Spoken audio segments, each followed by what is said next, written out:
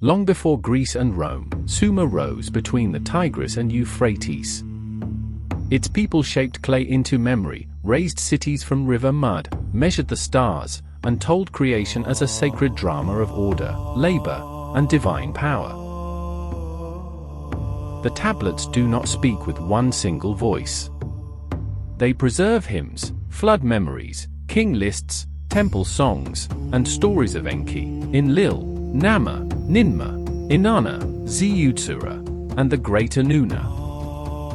In this telling, the fragments are woven into one flowing vision. Heaven is near, earth is unfinished, the gods are active, and humanity is not an accident, but a deliberate answer to a problem in the divine world. At the center stand the Anunna, the powerful gods of the high places and the deep.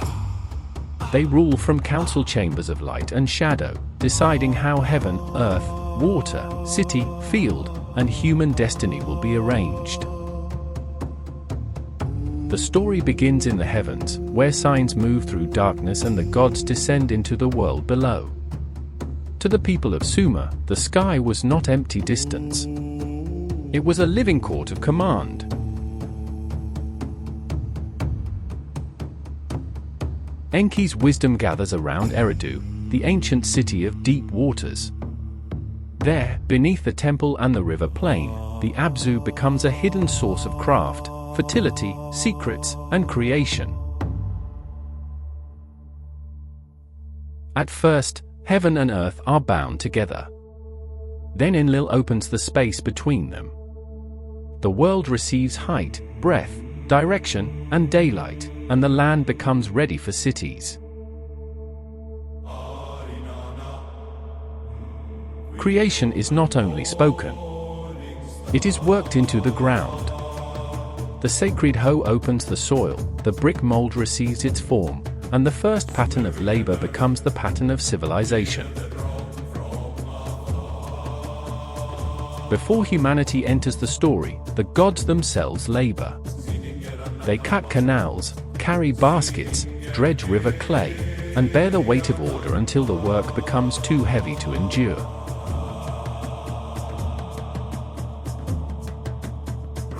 Namma, the primeval mother, goes down to Enki in the deep. She calls him to wake, to use wisdom, and to create a helper who can carry the burden that now rests upon the divine workers.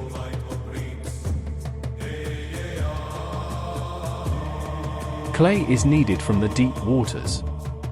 The birth goddesses shape the form. Ninmah stands beside the work. The human being rises from earth, water, womb, skill, and decree. In the later mystery tradition, this first-shaped worker is remembered as Adamu. He is not merely born into the world. He is fashioned for fields, canals, mines, temples, offerings, and the maintenance of sacred order. The meaning is clear inside the mythic frame. Humanity receives purpose before it receives comfort.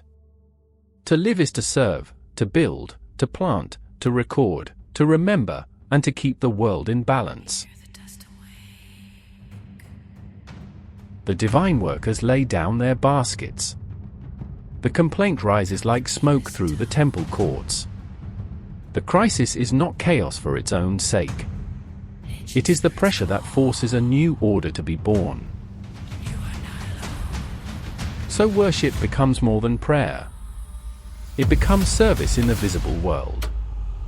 The canal, the field, the brick, the offering bowl, and the tablet all become parts of one sacred economy.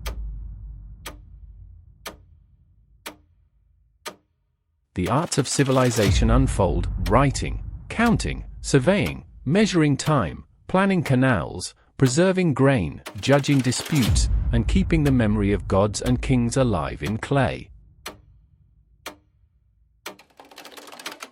The powers of civilization are living treasures.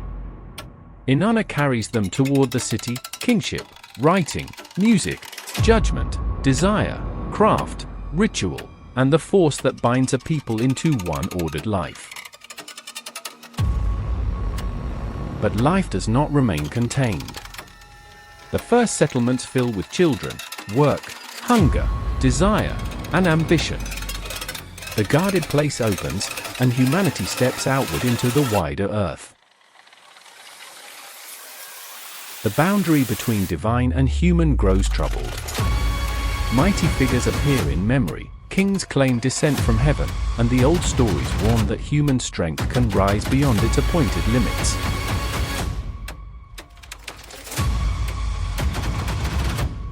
Enki and Enlil stand as opposing powers. Enki is hidden wisdom, water, craft, and mercy. Enlil is command, storm, kingship, limit, and the hard order that protects the world from excess. Then the flood comes. Storms beat the land, waters rise over the cities, and a great boat is driven across the deep. Through terror and darkness, Ziusudra survives until light returns. The heavens shake, the earth answers, and the waters are released. Whether remembered as decree, storm, or celestial sign, the deluge becomes the great break between the world before and the world after. When the waters fall, the work begins again. Cities are rebuilt, temples rise, kingship returns, tablets preserve memory, and humanity carries forward the sacred knowledge that survived the flood. So the Sumerian creation story becomes a vision of clay, water, labor, divine command, rebellion, wisdom, flood, and renewal. It asks where civilization begins, and what humanity was made to remember. For more information, visit clovisstar.com.